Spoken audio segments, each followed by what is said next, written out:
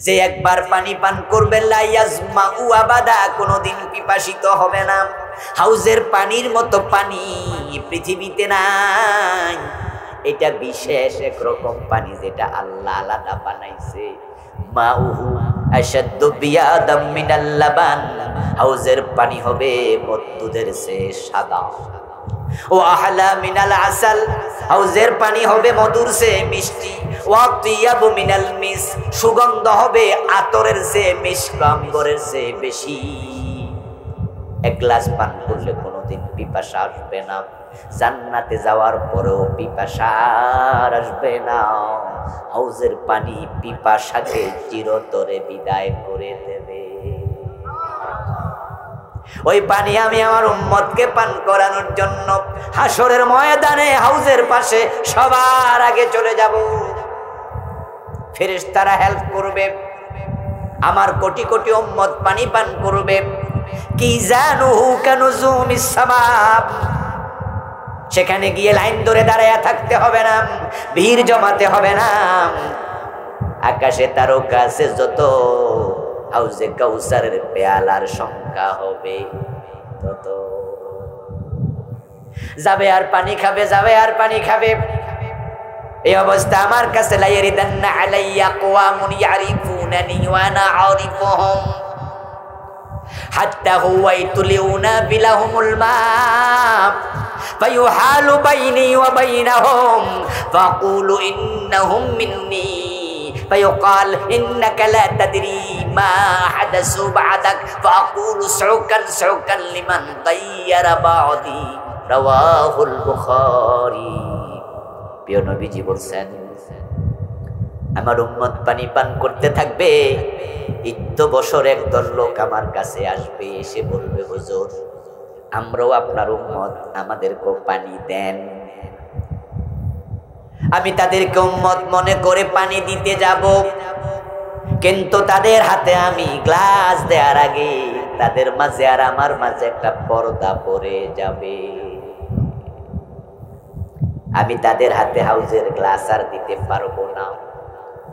আপনাদের কাছে একটু জানতে চাই প্রিয় ভাইয়েরা, যারা বোঝেন জবাব দেন। সেদিন ওই পর্দাটা নিজে নিজে পড়ছে না কেউ ফালাইছে? ইয়েস, কারণ সেদিন সব কিছু কার নিয়ন্ত্রণে থাকবে? ওয়াল আমরু ইয়াউমাইদিন লিল্লাহ, সব কিছু আল্লাহর কন্ট্রোলে, সব আল্লাহ। আপনি ইচ্ছা করলে কিছু করতে পারবেন না। আমাদের বাংলাদেশ সরকার, গত সরকার একটা কাম করছে, ভালো কাম কিছু করছে। তো এক ভালো কাজগুলোর মাঝে একটা ভালো কাজ ছিল, আমাদের জন্য ঢাকা শহরে মেট্রো রেল বানাইছে। আচ্ছা, এই সরকারের বানানো মেট্রো রেলে চড়ছেন এমন কেউ কি আজকের মাহফিলে আছেন? একটু হাত তোলেন তো দেখি। আচ্ছা, কিছু লোক আছে, বাকিরা বুঝবেন। মেট্রো রেলে কি টিকিট ছাড়া উঠা যায়? যারা চড়ছেন তারা বলবেন উঠা যায় না। চাইলে করতে পারবেন? পারবেন। আলহামদুলিল্লাহ, আমি পৃথিবীর অনেকগুলো দেশে গিয়েছি, আল্লাহ যাওয়ার সুযোগ দিয়েছে। মালয়েশিয়াতে আজ থেকে আরো 12-13 বছর আগে মেট্রো রেলে উঠছিলাম, ফার্স্ট জীবনে। তো ওঠার সময় আমি যে সিস্টেম দেখলাম, তখন আমার আফসোস লাগছিল যে বাংলাদেশে রেলওয়ে কোম্পানি, সরকারের যে রেলওয়ে মন্ত্রণালয় আছে, প্রতি বছর যখন রাষ্ট্রে হিসাব নিকাশ হয়, বছরে বাজেট হয়, তখন প্রায় বছরই দেখা যায় রেলওয়েতে এত সব কোটি টাকা লস। অথচ রেলে যাত্রীর সংখ্যা এত বেশি যে বাসে তো সিট কভারে শেষ, রেলে কিন্তু সাধু উঠে বই। তো যেই রেলে এত যাত্রী, লস হবে কেন? আমি তখন আফসোস করছি, মালয়েশিয়াতে যে সিস্টেমটা, এটা বাংলাদেশে কেন চালু করা হয় না? বাংলাদেশের নেতারা কি মালয়েশিয়া আসে না? আসে কিনা? ঘুরতে যায় কিনা? আমি আফসোস করলাম যে কেন করে না? এইভাবে নিয়ন্ত্রণ করলে। মালয়েশিয়া গিয়ে দেখলাম যে ঠিক বাংলাদেশের যে সিস্টেমটা, এটা আরো 12-13 বছর আগের কথা বলছি, যে আপনি যদি কার্ড না বানান তাহলে আপনি রেলওয়ে স্টেশনে ঢুকতে পারবেন, ওখানে নগদ টাকার কোনো লেনদেনই নাই। আপনি কার্ড বানাবেন টাকা দিয়া মেশিন থেকে, তারপরে ওই কার্ড পাঞ্চ করবেন, তখন আপনাকে এইভাবে মেশিন আছে সরে যাবে, আপনি ঢুকতে পারবেন। পাঞ্চ করবেন না, আপনি ঢুকতেই পারবেন। বাংলাদেশে ট্রেনে লস হওয়ার সবচেয়ে বড় কারণ টিকিট ছাড়া যাত্রী। এবং কলেজে যারা পড়ে, ইউনিভার্সিটি পড়ে, তারা ছাত্ররা রেলে টিকিট কাটবে, কয় না আমি কলেজে পড়ি। বরং কলেজে পড়ি এ কথা কইয়া যে টিকিট কাটতাম না, এটা বাহাদুর। তাই যাদের বাড়ি গফরগাঁও, একসময় শুনতাম ওরা নাকি টিটি যদি জিজ্ঞাসা করতো যে টিকিট দেন, ওটা আমার বাড়ি গফরগাঁও, এর মানে হলো বুঝাইতো টিটি রে বেশি কথা কইলে হিয়ানে মায়েরাও। তো টিটি গফরগাঁও শুনলে কইতো আচ্ছা সরেন, এইটাই টিকিট। আচ্ছা, যদি এই হয় দেশের অবস্থা, রেলে লস হওয়ার সম্ভাবনা আছে না নাই?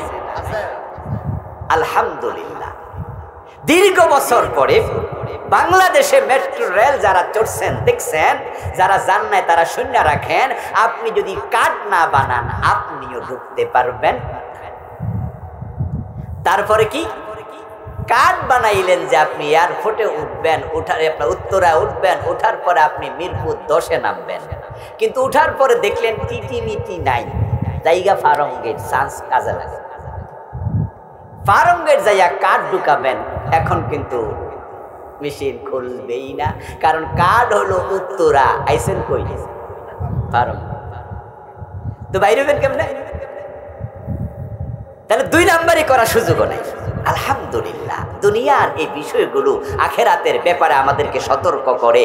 দুনিয়ার বিজ্ঞানীরা যদি মাথা খাটাইয়া এমন সিস্টেম চালু করতে পারে, আখেরাতে ভণ্ডামি কইরা হাউজের পানি পান করবা কোনো সুযোগ নাই।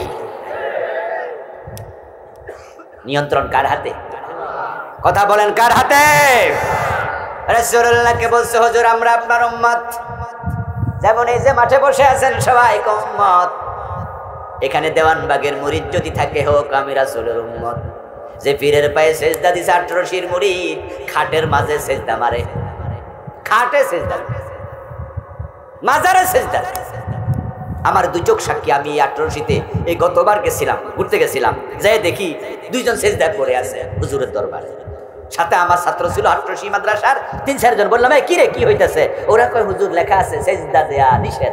এরা শোনে না, করতাম। তখন আমার সামনে যে গেঞ্জির কলারে ধরছে, তৈরা সেজদাতে তুলছে, এই মিয়া এখানে না সেজদা দেয়া নিষেধ। আমি তখন বললাম, শোনো, আমি তোমাদের গেট দিয়ে যখন ঢুকছি আমার জুতা নিয়ে কিন্তু ঢুকতে দেয় নাই। 18শি যে গেট আছে, ওই গেট দিয়ে ঢুকার সময় আমার গেটম্যান কয় এই দাঁড়ান। অথচ আমার সাথে সেখানকার এক মুহাদ্দিস ছিল, ছাত্র 3-4 জন, সবাই রে দাঁড় করাইয়া বলতেছে দাঁড়ান। কি হয়েছে? জুতা খুলে যাবে। তা আমি বললাম, আরে ভাই জুতা হাতে লয়ে যাই, হাতে লয়ে রেখে যান, ওদের সাথে কি মারামারি করবো নাকি? ওকে। আমি ফোলাপানরে বললাম, দেখো জুতা পায়ে দিয়ে এই এরিয়ায় ঢুকা যায় না, এই জন্য তোমরা দারোয়ান রেখা দিছ। জুতা পায়ে দিয়ে হাঁটলে তো আর গুনাহ হইতো না। আমি তো পীরের কবরের উপর হাঁটি নাই, রাস্তায় না হাঁটছি। রাস্তায় হাঁটতে দেও না, দারোয়ান আছে। তাহলে যারা মাজারে সেজদা দেয় ঈমান চলে যায়, ওখানেও দারোয়ান রাখা দরকার আছে না নাই? ওখানে দারোয়ান নাই যে সেজদা দিলে মাথায় বাড়ি মারবে, ফাঁসায় বাড়ি মারবে।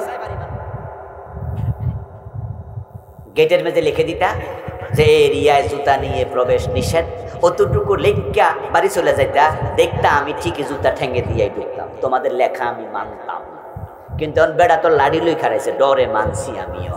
তো তোমরা লিখে দিছো কবরে সেজদা দেয়া যাবে না, তারপর বাড়ি গিয়ে ঘুমাচ্ছ। তো পাবলিক তো সেজদা মারবই, লাঠি লইয়া খারাইলে হে রব হয়ে সেজদা দিত।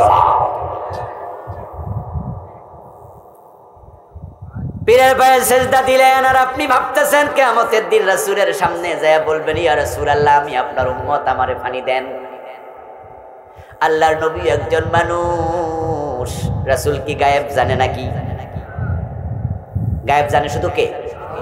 এই জন্য রাসূল বলছেন তারা আমারে পরিচয় দেবে, আমি ভাববো আমার উম্মত। তাই আমি পানি দেওয়ার জন্য হাত্তা হুয়াইতুল উনা বিলাহুমুল মা, আমি পানি পান করানোর জন্য আগায়া যাব গ্লাস নিয়া, কিন্তু সব নিয়ন্ত্রণে কার? ফায়ুহালু বাইনি ওয়া বাইনাহুম, হঠাৎ দেখবো তাদের মাঝে আর আমার মাঝে একটা পর্দা পড়ে গেছে। ফাকুলু ইন্নাহুম মিন্নি, তখন আমি আওয়াজ দিয়ে বলবো কি হলো, তারা তো আমার লোক, তারা তো আমার উম্মত। ফায়ুকাল, ফেরেশতারা এসে বলবে ইন্নাকা লা তাদরি মা হাদাসু বাদাকা, ও প্রিয় নবী আপনি জানেন না এগুলো 2 নাম্বার উম্মত, বেজাল উম্মত, এগুলো বেদাতি বেদাতি। আপনার ইন্তেকালের পরে আপনার ইসলামকে তারা বিকৃত করে ছেড়েছে। ইন্নাকা লা তাদরি মা হাদাসু বাদাকা, আপনার তিরোধানের পরে তারা যে কি বেদাত বানাইছে, কি বিকৃতি করছে আপনি বুঝতে পারবেন, জানেন না। ফাকুলু সুকান সুকান লিমান গায়্যারা বাদি, এই কথা শুনে আমি নবী মুহাম্মদ তখন জবাবে বলবো, যারা আমার দিন বিকৃত করেছিস তারা দূর হ, দূর হ, তোদেরকে হাউজের পানি পান করানো হবে না। আল্লাহর নবীর ইসলাম বিকৃত কারা করলো? হিন্দুরা নয়, খ্রিস্টানেরা নয়, তারা তো ইসলাম মানেই না, কেমনি বিকৃতি করবে? বিকৃত করেছে কিছু মুসলমান। রাসূলের ইসলাম তারা সুবিধা হইলে বাড়াইছে, অসুবিধা হইলে কমাইছে। রাসূলুল্লাহ যে ইসলাম রেখে গেছেন, চোর ধরে হাত কাটার আইন সেই ইসলামে ছিল। চোর ধরে হাত কাটতে হবে, কোরআনে এই আইনটা আছে, এখনো আছে না নাই? কিন্তু বাংলাদেশে 92% মুসলমানের কাছে এই আইনটা আছে। তো বারটা কেডা দিল? 71-এ দেশ স্বাধীন হলো, 72-তে সংবিধান লেখা হলো, ডক্টর কামাল মিয়াকে সংবিধান লেখার কমিটির চিফ বানানো হলো। ডক্টর কামাল কি হিন্দুর ছেলে? কথা বলেন না। উনি কি বৌদ্ধর ছেলে? তো মুসলমানের তো কমিটির প্রধান। আল্লাহর কোরআনে আছে চোর ধরে হাত কাটো। এই যখন সংবিধানটা লেখে, সংবিধানের ফৌজদারি বিধানগুলো যখন এই দেশের লোকেরা লেখে, মুসলমানের সন্তানরা লেখে, তখন তারা চোর ধরে হাত কাটার আইনটা ঢুকানোর সুযোগ ছিল কিনা? ঢুকাইছে? ব্রিটিশ আইন ঢুকাইছে, চোর ধরে জেলে দাও। রাসূলুল্লাহ সাল্লাল্লাহু আলাইহি ওয়াসাল্লামের ইসলামের মাঝে ছিল জিনা করলে 100 বেত লাগাতে হবে যদি অবিবাহিত হয়, আর বিবাহিত জিনা করলে পাথর মেরে শেষ করে দিতে হবে। কিন্তু বাংলাদেশে 52-53 বছর বয়স গেল, জিনাকারী পাথর মারছেন কয়জন? 100 বেত লাগাইছেন কয়জন? তো রাসূলের ইসলামে যেটা ছিল আপনাদের দেশে, আপনাদের ধর্মে, সেটা এখন আপনারা মাইরা ফেলছেন। কি বলবেন হুজুর, সংবিধান কি আর আমরা লিখছি? এজন্য যারা লিখছে হেরা দায়ী। কিন্তু আমার প্রশ্ন হলো, এই সংবিধান পরিবর্তনের জন্য আপনার ভূমিকা কি? আপনি কি ভূমিকা রেখেছেন? আপনার বাড়িতে চোর ঢুকে যদি চুরি করে, আপনি কি বলবেন যে চোর ঢুকে চুরি করে এর গুণ হইব আমার? কি বলবেন এটা? এই ভাইয়েরা কথা বলেন না, বলবেন এটা? আপনার মাইয়াকে যদি কেউ গায়ে হাত দেয়, ইজ্জত লুটেনে জিনা করে দর্শন করে, আপনি কি বলবেন এই কথা? গুনাহ হলে বেটার হইব আমার, কি বলবেন? চুপ করে থাকবেন? আপনার মেয়ের ইজ্জত রক্ষার জন্য জান দিয়ে দেবেন। আপনার বাড়িতে চোর আসছে, মাল হেফাজতের জন্য যুদ্ধ শুরু করে দেবেন। আর 53 বছর কোরআনের আইন নাই, এজন্য কোনো উদ্যোগ নাই, নাকে তেল দিয়ে ঘুমাচ্ছেন, রাসূলের হাউজের পানি পাবেন। এত সোজা? কি উদ্যোগ নিয়েছেন আপনি? এজন্য আলহামদুলিল্লাহ, আলহামদুলিল্লাহ আপনাদের কাপাসিয়া 12-13 বছর কথা বলতে দেয়নি, কিন্তু বাংলাদেশের অন্য জায়গায় তো বলেছি, ওই জালেম স্বৈরাচার সরকারের আমলে বলেছি, যেখানে কথা বলেছি আল্লাহর আইনের পক্ষে সুর উঁচু করে বলেছি, শির উঁচু করে সুর বাড়াইয়া দিয়া বলেছি। এর কারণ একটাই, এদেশে আল্লাহর আইন কায়েম হোক আর না হোক, কিন্তু আল্লাহর কাছে গিয়ে বলবো, আল্লাহ তুমি ছাড়া কারো আইনের পক্ষে ছিলাম না। আখেরাতে নাজাত পেতে চাইলে, রাসূলুল্লাহর সাথে জান্নাতে যেতে চাইলে আপনাকে আল্লাহর হাবিবের সুন্নাহর সাথে সম্পর্ক বাড়াতেই হবে। দিন একবার দাড়ি কামান। রাসূলের হাতের সুপারিশ হাউজের পানি খাবেন আর শাফাত নেবেন। টাকনুর নিচে কাপড় পরে বসে আছেন, টাকনুর নিচে কাপড় পরা হারাম, আর আপনি সেটাই করে চলছেন 24 ঘন্টা। এমনও তো হতে পারে যেদিন আপনি মরবেন তখন মরার সময় আপনার টাকনুর নিচে প্যান্ট। আজরাইলকে আগে খবর কয়ে যাব নাকি? কয়ে যাব নাকি আগামী শনিবার আইতাছি, রেডি থেকো। আর ওই দিন অজু টজু কইরা একবারে টাকনুর উপরে তুলে বসে থাকবে। মসজিদে ঢোকেন তখন নামাজ পড়ার সময় টাকনুর প্যান্টটা বইটা, তারপরে আল্লাহু আকবার, বাইরে হওয়ার সময় প্যান আবার ছেড়ে দেন। মাসফালা মিনাল কাবাইনি মিনাল ইজারি ফিন্নার। প্রিয় নবীজি সাল্লাল্লাহু আলাইহি ওয়াসাল্লাম বলতেছেন, যে ব্যক্তি তার টাকনুর নিচে কাপড় ঝুলালো সে জাহান্নামী হবে। সুদে টাকা লাগাইয়া বসে আছেন, ঘোষণা দিলে পাইলে সিগনেচার করেন না। বাবা মা মরে গেছে 7 বছর 5 বছর আগে, বোনের জমিটা জোর করে দখল রাখছেন, বোনের জমি দেন না, আর আপনি রাসূলের হাতে পানি খাবেন। নিজের মেয়েটা যুবতী কলেজে যায়, স্কুলে যায়, নিজের বউ সুন্দরী বাজারে যায়, বোরকা সিলাইয়া দেন না। এমন 2-4 জন বাবা স্বামী আজকের মাহফিলে আছে না নাই? এটা স্বামী না আসামি?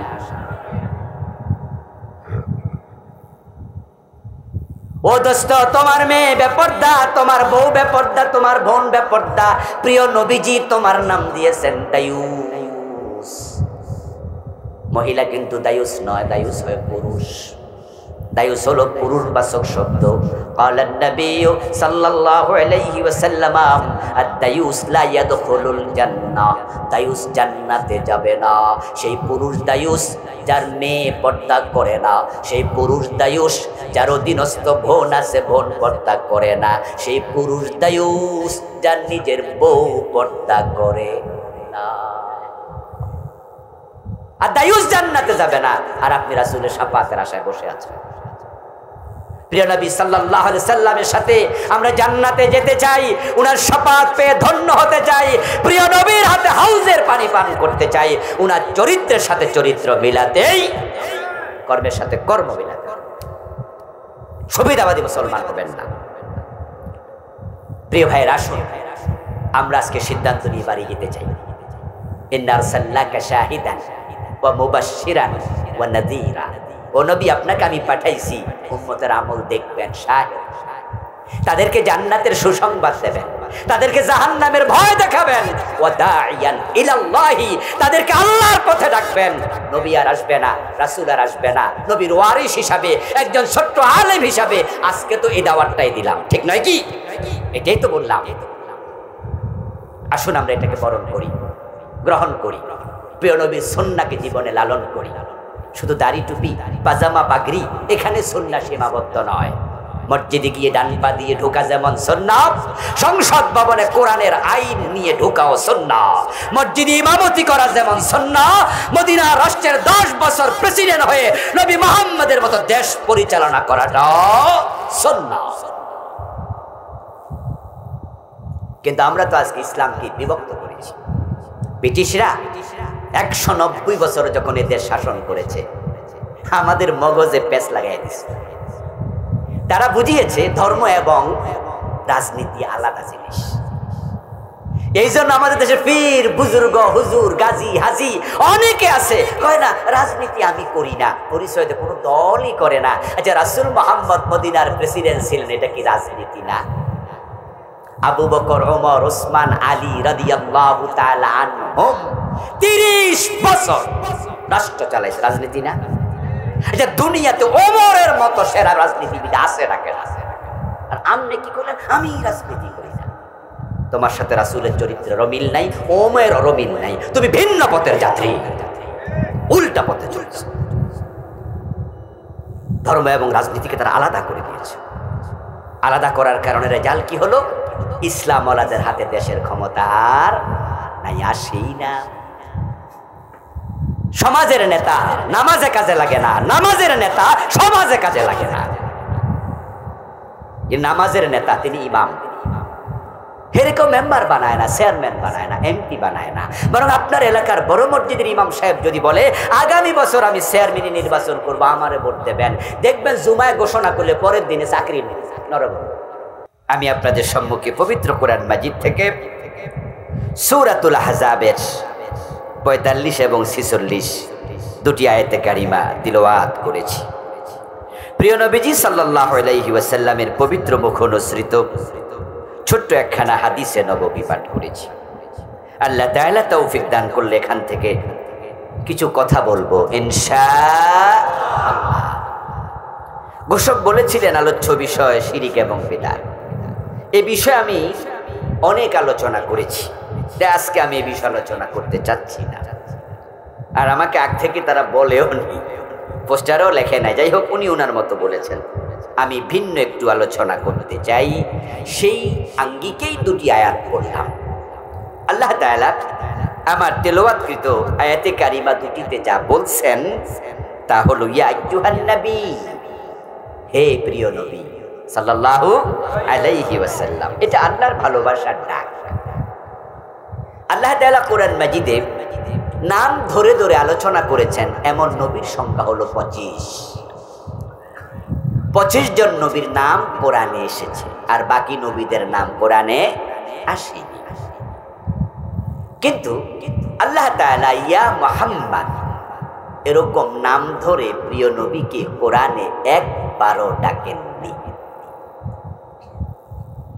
অন্য নবীদেরকে তিনি ডেকেছেন, ইয়া আদম উসকুন আনতা ওয়া যাওজুকাল জান্নাহ, ও আদম তুমি এবং তোমার স্ত্রী জান্নাতে বসবাস করো। ইয়া ইব্রাহিম ক্বাদ সাদ্দাকতার রুইয়া, ও ইব্রাহিম তুমি স্বপ্নের পূর্ণতা দিয়েছো।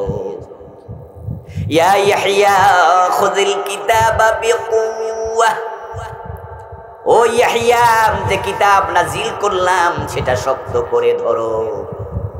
ইয়া মূসা লা তাখাফ, ও মূসা ভয় পেও না। এভাবে আল্লাহ বিভিন্ন নবীকে নাম ধরে ধরে ডেকেছেন, কিন্তু কোরআন মাজিদে আমার নবীকে যখন ডেকেছেন তখন ডেকেছেন ইয়া আইয়ুহান নবী, ইয়া আইয়ুহার রাসূল, ইয়া আইয়ুহাল মুযাম্মিল। সুবহানাল্লাহ। ইয়া আইয়ুহাল মুদাসসির, এইভাবে আল্লাহ তাআলা কম্বলওয়ালা, ও চাদর আবৃত, ও নবী, ও আমার রাসূল, এভাবে আল্লাহ তাআলা ভালোবাসার সাথে ডেকেছেন। সূরা হুজুরাত নামে একটি সূরা কোরআন শরীফে আছে,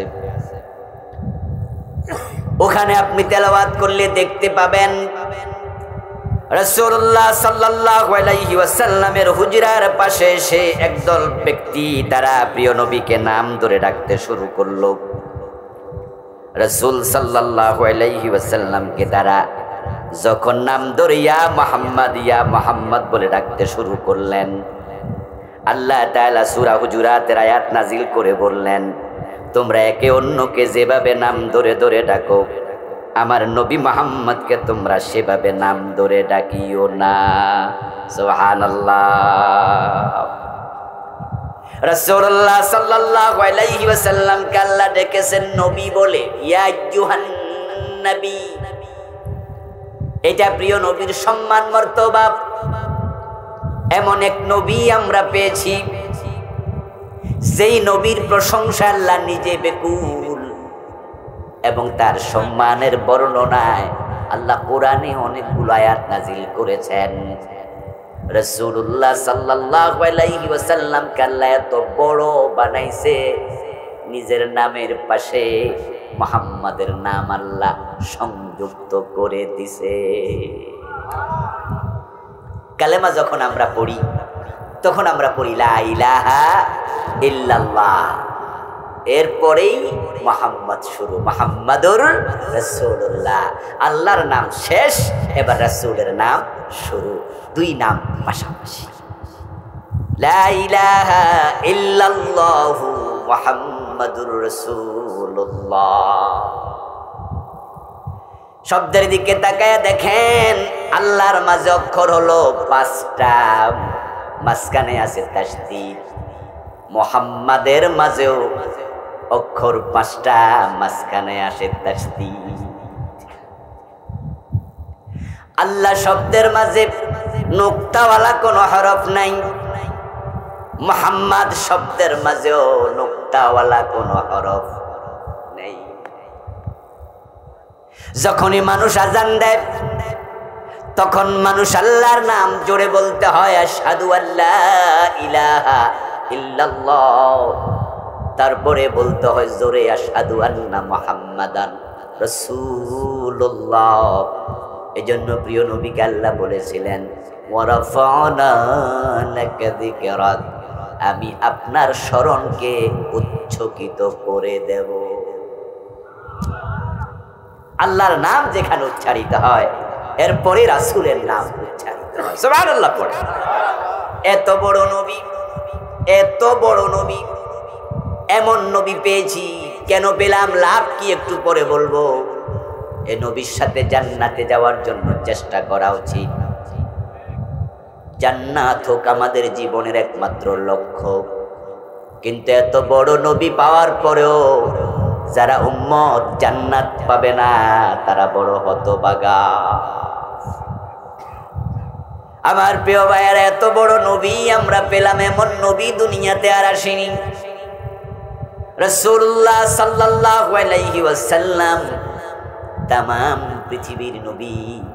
আল্লাহ নিজে যেমন তামাম পৃথিবীর রব, রাসূলুল্লাহ তামাম আলমের রহমত। আল্লাহ হলেন তামাম আলমের রব, আল্লাহ হলেন রব্বুল আলামিন। আর আমাদের নবী হলেন রাহমাতুল লিল আলামিন। আল্লাহ তামাম মানুষের রব, রাসূল তামাম মানুষের নবী। সুবহানাল্লাহ পড়ে। উম্মত হিসাবে গর্বিত হন। এর আগে এমন নবী আর কেউ নয়। পৃথিবীতে যত নবী এসেছে সব নবী ছিল আংশিক, অংশের নবী, আঞ্চলিক নবী, নির্দিষ্ট ভূখণ্ডের নবী, নির্দিষ্ট জাতির নবী।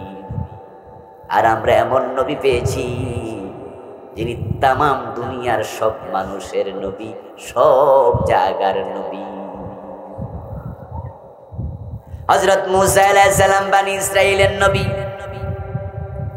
হযরত শুআয়ব আলাইহিস সালাম মাদায়ানের নবী, হযরত সালেহ আলাইহিস সালাম সামুদ জাতির নবী, হযরত হুদ আলাইহিস সালাম আদ জাতির নবী। ওয়াইযা ক্বালা মূসা লিকওমিহি ইয়া কওমি, এজন্য মূসা বলেছে ও আমার জাতি। ওয়াইলা আদিনা খাহুম হুদান ফাকালা ইয়া কওমি, হুদ নবী বলেন ও আদ জাতি আমি তোমাদের নবী। ওয়াইলা সামুদ খাহুম সালেহা ফাকালা ইয়া কওমি, সামুদ জাতিকে হযরত সালেহ আলাইহিস সালাম বললেন ও আমার জাতি আমি তোমাদের নবী, আমার কথা শোনো। ওয়াইলা মাদিয়ানা আখাহুম শুআইবান ফাকালা ইয়া কওমি, শুআইব আলাইহিস সালাম মাদায়ান গিয়ে বলে ও আমার জাতি আমার কথা শোনো। ঈসা আলাইহিস সালাম বাতেলহাম এলাকার নবী, বনি ইসরাইলের নবী। হযরত ইব্রাহিম আলাইহিস সালাম সিরিয়া এলাকার নবী। এইভাবে এক এক এলাকার এক এক নবী। কিন্তু নবী মুহাম্মদ কে আল্লাহ কোরআনে বলছেন কুল ইয়া আইয়ুহান নাস ইন্নী রাসূলুল্লাহি ইলাইকুম জামিআ, ও প্রিয় নবীজি আপনি বলুন ও মানুষেরা আমি তোমাদের সবার জন্য আল্লাহর নবী। প্রিয় ভাইরা, বিশাল বাতি জ্বলছে কিন্তু আপনি চোখে অন্ধকার দেখছেন। এই যে আমরা বসে আছি আজকের ময়দানে, মাঠে, কেউ যদি বলে যে এই মাঠ অন্ধকার কেন, যদি বলে আর কি, কেউ আপনার পাশে বসে আছে একজন বলল যে মাঠ অন্ধকার কেন, এই ভাই যদি আমারে বলে হুজুর মাঠ অন্ধকার কেন, আমি ওনাকে বলবো কি বলতেছেন, মাঠ অন্ধকার না তো? উনি বললো হ্যাঁ হুজুর, আমি তো অন্ধকার দেখছি। তখন আমি বলবো প্রবলেম কি আলোর লাইটে না চোখে? বলবো ভাইজান আমার দিকে তাকান তো, অন্ধকার দেখছেন? বলে হ্যাঁ হুজুর। তাহলে প্রবলেম চোখে? এত বড় নবী পেলেন, তারপরও জান্নাতের পথ খুঁজে পেলেন না। প্রবলেম নবী তো নয়, প্রবলেম আপনার কলবে, সমস্যা আপনার ভিতরে।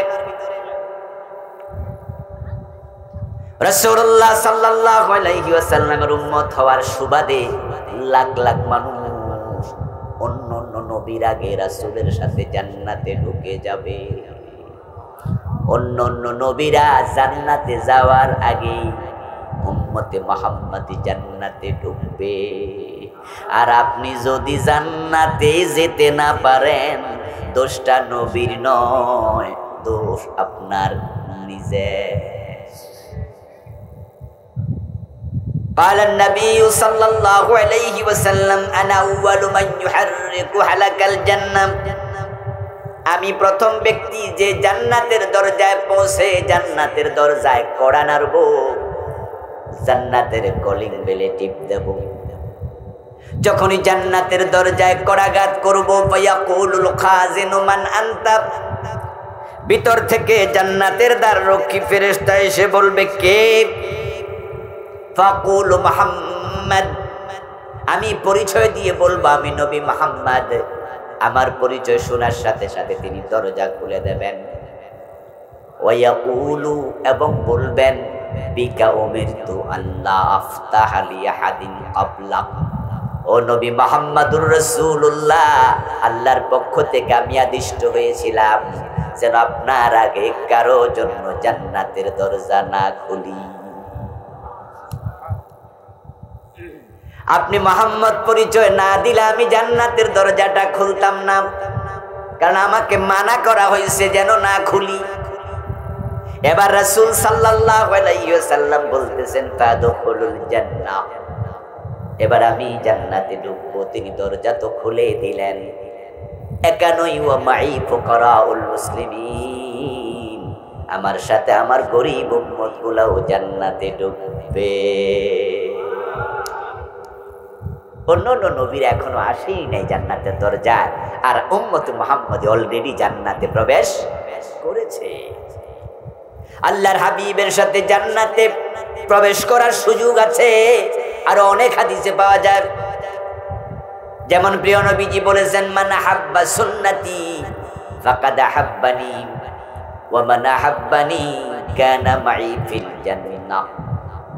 যে ব্যক্তি আমার সুন্নাহকে মহব্বত করবে, ভালোবাসবে, আমার সুন্নাহর আলোকে জীবন সাজাবে, সে আমি নবীকে ভালোবাসলো, তার প্রমাণ দিল। ওয়া মান আহাব্বানি কানা মাই ফিল জান্নাহ, আর যে আমার সুন্নাহকে ভালোবাসে আমার মহব্বতের প্রমাণ দেবে, সে জান্নাতে আমার সাথে ঢুকবে। কানা মাই ফিল জান্নাহ, সে জান্নাতে আমার সাথে থাকবে। রাসূলুল্লাহর সাথে জান্নাতে যাওয়ার এই অবারিত সুযোগ গ্রহণ করা দরকার আছে কিনা? রাসূলের সাথে যাবেন, রাসূলের সাথে জান্নাতে যাবেন। আল্লাহ তুমি তৌফিক দাও আমাদেরকে, বলেন আমিন। রাসূলকে আলাদা করে যাইয়েন না, বিপদ আছে। হাসরের মাঠ বড় খারাপ জায়গা, মারাত্মক জায়গা। এজন্য সেখানে রাসূলের সাথে থাকলে অনেক কিছু আসান হয়ে যাবে। আর নয় বিচ্ছিন্ন হবেন, পদে পদে ঠেকে যাবে, পদে পদে ঠেকে যাবে। আমার বন্ধু, বিয়ে করার জন্য দুলা যেদিন শ্বশুর বাড়ি যায়, দুলার সাথে যারা যায় মেহমান হিসাবে, তাদেরকে গাজীপুরে কি কয়? বরযাত্রী। দুলার সাথে যখন বরযাত্রী যায়, বরযাত্রীদেরকে নেয়ার জন্য কিছু রিক্সা, সিএনজিও, বাকিটা আপনারা কইেন, আর হ্যাঁ আমিও কইেন, কিছু আগাইব।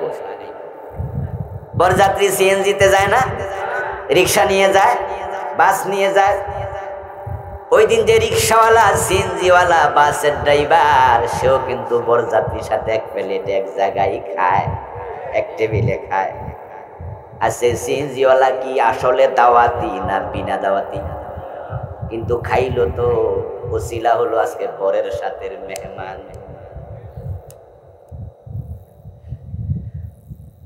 সিএনজিওয়ালা রিক্সাওয়ালা দাওয়াত পায় নাই, কিন্তু বরের যাত্রী যারা তাদের সাথে ঢুকছে, তাই সেদিন সেও এখন এক টেবিলে খায়।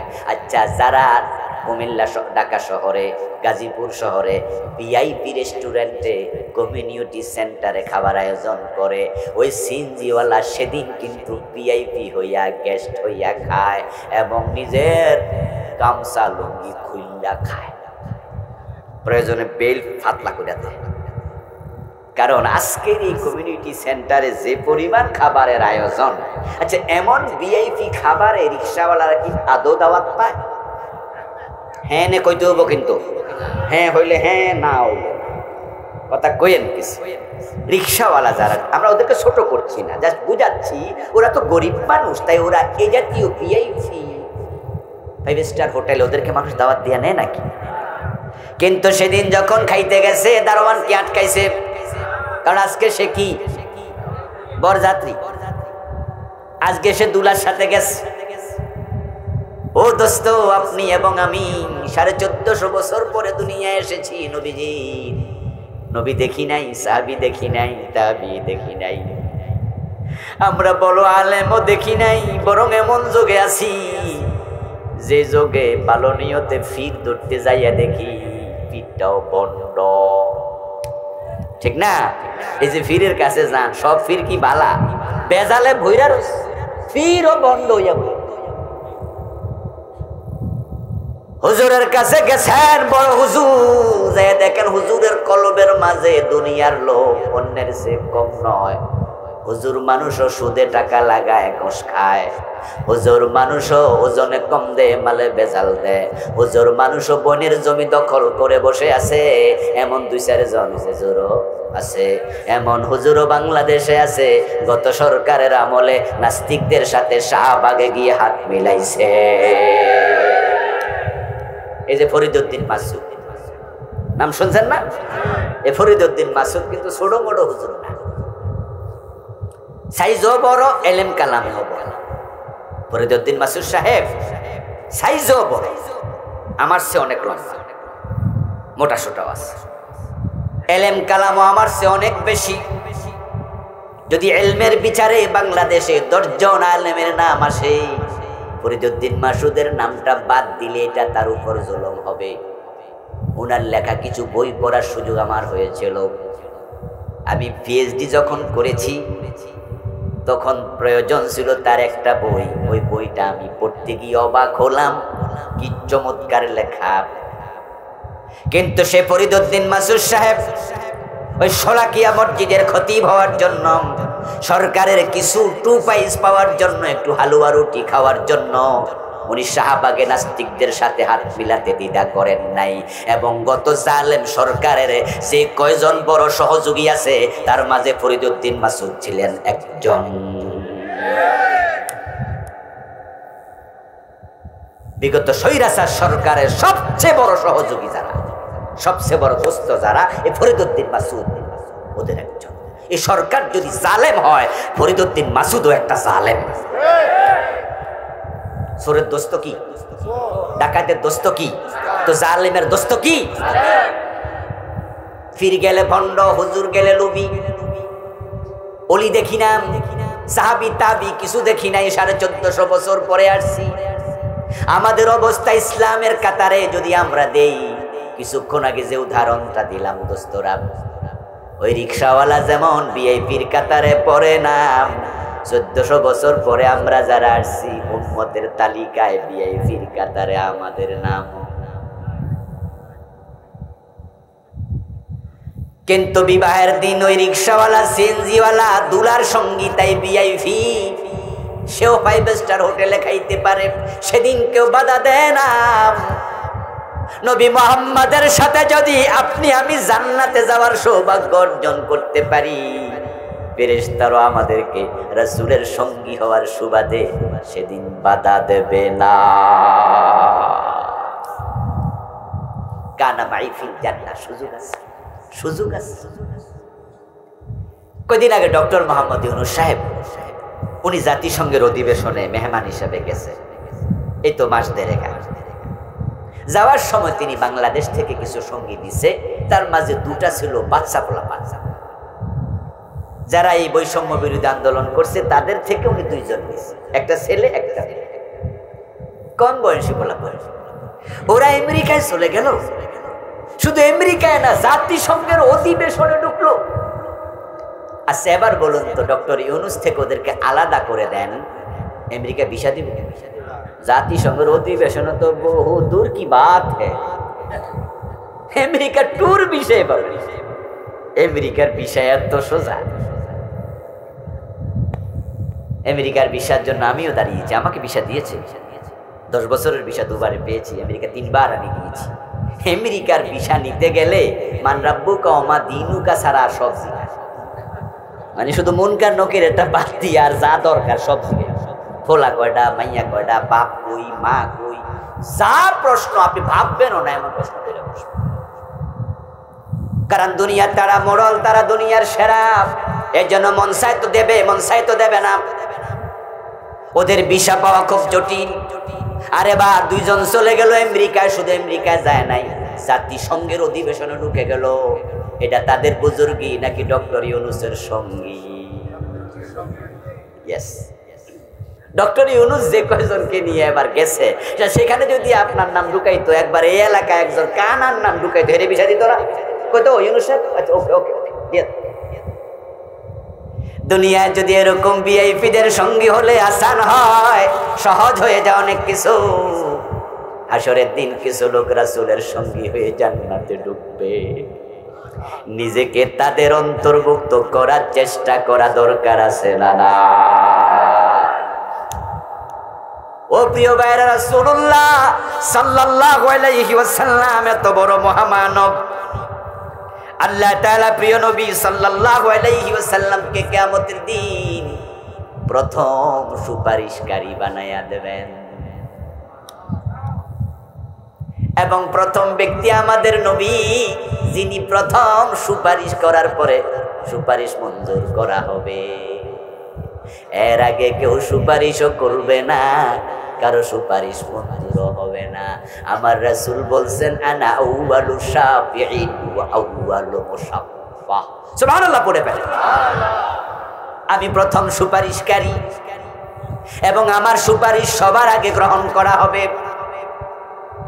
যখন সব নবী আল্লাহ তাআলার কাহার সুরত দেখে ইয়া নাফসি করতে শুরু করবে, নফসি নফসি নফসি, আমার রাসূল বলেন আমি নফসি নফসি করব না, ওয়াখিরু লাহু সাজিদান, বরং আমি আল্লাহকে সিজদা দেওয়ার জন্য লুটায়া পড়ব।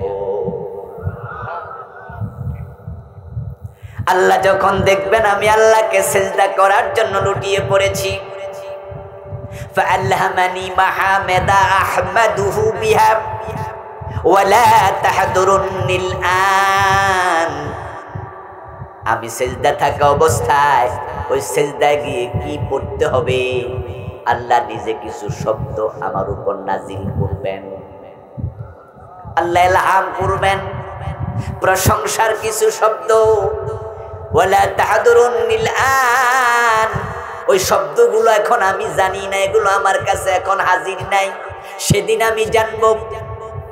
আর আমি আল্লাহর দেয়া শব্দ আল্লাহর সিজদায় পড়তেই থাকবো, সিজদার মাঝে পড়তেই থাকবো। এক পর্যায়ে আল্লাহ আমাকে ডাক দিয়ে বলবেন, ইয়া মুহাম্মাদু ইরফা রাসাকা ইশফা তুশাব্বাব কুল তুসমাম সাল তুতা, ও নবী মুহাম্মদ মাথা তুলুন, মাথা তুলুন, আজকে আপনি যা বলেন তাই শুনবো। আপনি যার জন্য সুপারিশ করেন আজকে সুপারিশ কবুল করব। প্রিয় নবীজি সুপারিশ করবেন তার উম্মতের জন্য। এখন যে উম্মতের জন্য সুপারিশ করবেন তার তালিকায় আপনার নাম নাই, তাহলে ও আজ শুনা সুবহানাল্লাহ কইয়া লাভটা, ঠিক না? ঠিক না? বেল পাকলে কাকে? ও দোস্ত, আপনার জন্য রাসূল সুপারিশ করবে কিনা সেটা ইম্পর্টেন্ট কথা। আমরা আজকের এই মাহফিলে যারা আছি যতই নামাজ রোজা করেন না কেন নিজের আমল দিয়া জান্নাত পেয়ে যাবেন, রাসূলের সুপারিশ লাগবে না, এমন আত্মবিশ্বাস কারো আছে নাকি? আছে আছে? আরে আমাদের যে ইবাদত আল্লাহ যদি দয়া কইরা গ্রহণ না করে উপায় নাই, কারণ নামাজে খারাইয়া মন চলে যায় গাজীপুর কাপাসিয়া, যায় না? আমি মাঝে মাঝে সিদ্ধান্ত নিই যে আজকের নামাজে একবারে আল্লাহু আকবার থেকে সালাম ফিরানো পর্যন্ত আল্লাহর ধ্যানে এমন ভাবে থাকবো যেন একটুও মন না সরে। দেখি যে 1.5 মিনিট পরে নাই, নিজের অজান্তে মনটা ছুটে যায়, এদিক সেদিক দৌড়াদৌড়ি করে, আবার ধইরা নিয়ে আসি। ও দোস্ত, এটা শুধু আমার হয়, আপনাদের হয় না? তো আল্লাহকে সামনে রেখে আমাদের মন যদি জুড়ে সরে যায়, এই নামাজ আল্লাহ নেবে কেন? আমি আপনার সামনে গিয়ে দাঁড়ালাম, গিয়ে আপনার বললাম আসসালামু আলাইকুম ভাইজান, কেমন আছেন? আমারে চিনেন নি, আমি ডক্টর আবুল কালাম আজাদ বাশা। আপনি আমার দিকে না তাকাইয়া আরেকজনের দিকে তাকাইয়া আছেন, আরেকজনের লোক কথা কন। আমি যখন দেখব আপনি আমারে মূল্যায়ন করেন না, আরেকজনের দিকে তাকাইয়া আছেন, তখন আমি এখানে দাঁড়াইয়া থাকবো না, চলে যাওয়া উচিত। এটা আমার ব্যক্তিত্ব, এটা পার্সোনালিটি। ওনার আমি সালাম দিলাম, কেমন আছে জিগাইলাম, উনি আমার দিকে চায়ও না। এ দুনিয়ার মানুষ যদি একজন থেকে আরেকজন মুখ ফিরাইয়া নেয়, সে আর দাঁড়াইয়া থাকে না। আপনি আমি নামাজে দাঁড়াইয়া যখন আল্লাহ থেকে মন অন্য দিকে নেই, আরশের মালিক আমাদের দিকে আর তাকাবে কেন?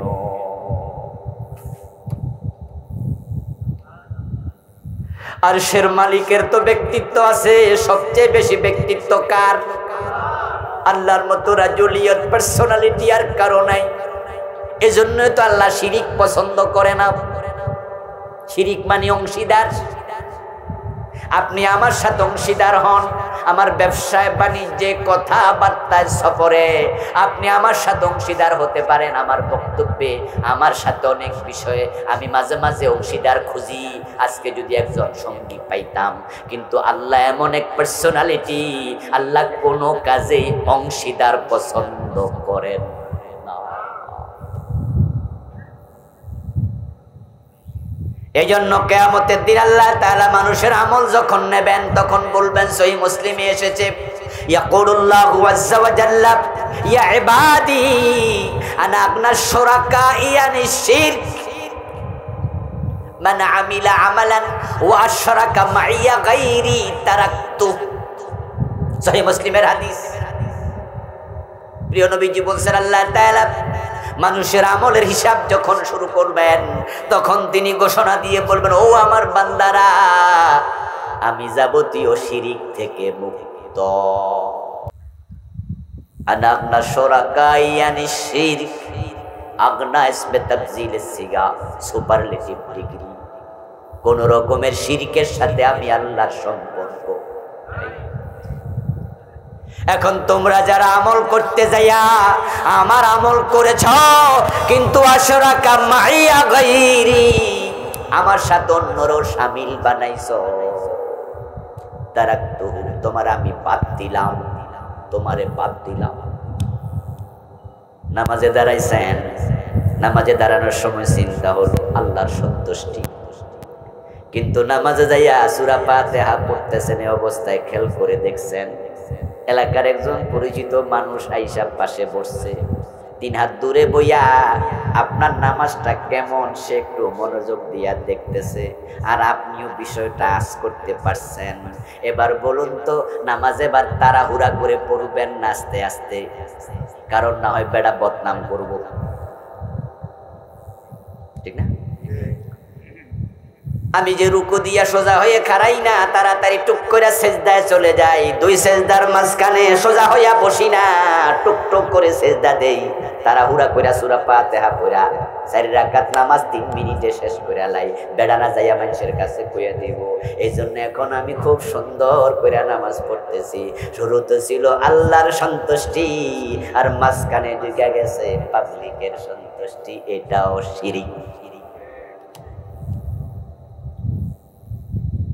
মাহফিলে এসেছেন, 10,000 টাকা দান করছেন, পকেটে টাকা লইয়া আসছেন, মনে মনে ভাবছেন মাদ্রাসার জন্য, মাহফিলের জন্য আমারে মেহমান যেহেতু বানাইছে, 10,000 টাকা দেই, সহযোগিতা হলো, আল্লাহ খুশি হইব।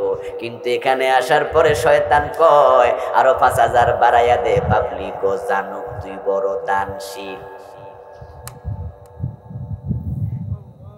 ও দোস্ত আমার, আল্লাহ শিরক পছন্দ করে না, বড় পার্সোনালিটি সম্পন্ন তিনি। আর সে আল্লাহর সামনে নামাজে খাড়াইছেন, দাঁড়ানোর পরে আপনার মনটা বাজারে দিছেন ঢুকাইয়া, বিভিন্ন কাজে কর্মে ঢুকাইয়া দিছে।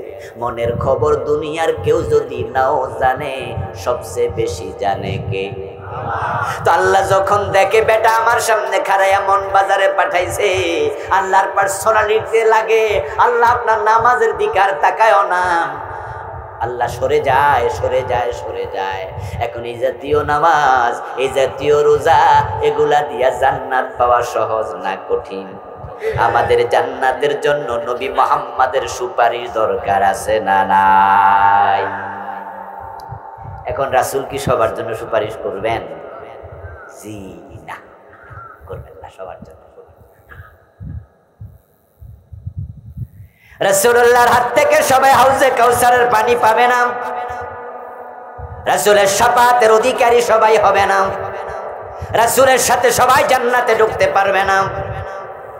বরং প্রিয় নবীজি সাল্লাল্লাহু আলাইহি ওয়াসাল্লাম বলেছেন, কারা কারা আমার সুপারিশ পাবে না, কারা হাউজে কাউসারের পানি পাবে না। এ বিষয়ে আমি বই লিখছি, আমার লেখা 8টা বই আলহামদুলিল্লাহ। আজকে আসছে নতুন একটা, আজকে প্রথম দিন আনছি এটা, এর আগে 7টা ছিল। 7 নাম্বার ছিল গতবার লিখছি, ওহিরায়না পরকাল, 500 হাদিস আনছি, এর মধ্যে 500-র বেশি। কারা কারা সুপারিশ পাবে না, রাসূল বলেছেন। কারা হাউজে পানি পাবে না, রাসূল বলেছেন। একদিনের মাহফিলে সব বলা কি আদৌ সম্ভব?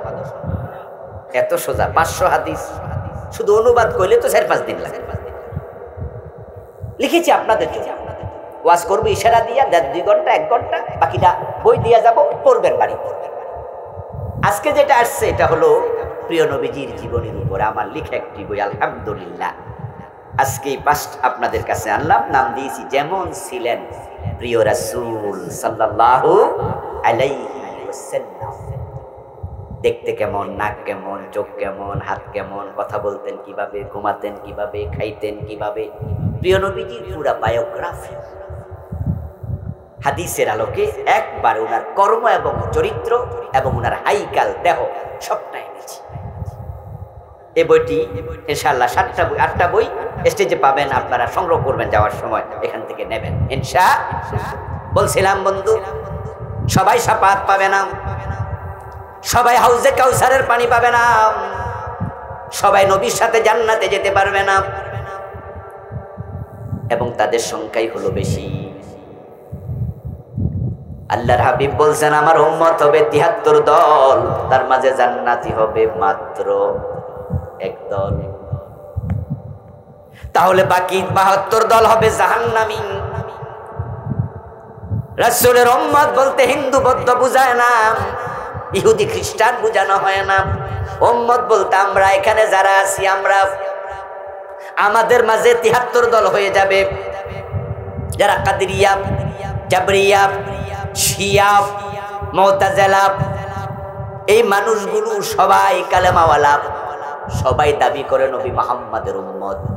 কোন হিন্দু কাদরিয়া হয় না, কোন ইহুদি শিয়া হয় না। আচ্ছা, আপনারা তো শিয়ার নাম শুনছেন নাকি?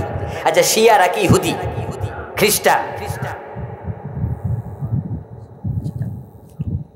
যারা শিয়া তারা মুসলমান দাবি করছে, আমরা মুসলমান। এবং ইরানের শিয়ারা মসজিদ বানায় দুনিয়ার বিভিন্ন দেশে। আমাদের দেশে মোহাম্মদপুর যদি যান, ঢাকা শহরে, সেখানে শিয়া মসজিদ নামে একটা বাস স্ট্যান্ডের নামই মোহাম্মদপুরে, জায়গাটার নামই শিয়া মসজিদ। শিয়ারা সেখানে আজান দেয়, নামাজ পড়ে। যারা শিয়া, যারা কাদিয়ানি, তারাও হিন্দু বৌদ্ধ নয়, তারাও মুসলমানের সন্তান দাবি করছে। যারা মুতাজিলা, তারাও মুসলমান, যারা মাইজবান্ডারের মুরিদ, দেওয়ানবাগের মুরিদ, আটরশির মুরিদ, তারা কি হিন্দু? তারাও তো মুসলমান। আপনারা বলুন তো, মাইজবান্ডারের মুরিদ, দেওয়ানবাগের মুরিদ, তারা কি পীরের পায়ে সেজদা দেয় না? পীরের পায়ে যারা সেজদা দেয় তারা নবী মুহাম্মাদের সাথে জান্নাতে যাওয়ার স্বপ্ন কেমনে দেখে? পীরের পায়ে সেজদা দেওয়ার পরে ঈমান থাকে না, চলে যায়। যে পীরের পায়ে সেজদা দিল সে মুমিন না মুশরিক? মুশরিক রাসূলের সাথে জান্নাত পাবে কেমনে? অথচ তারাও তো ধারণা করে বসে আছে তারা নবীর উম্মত।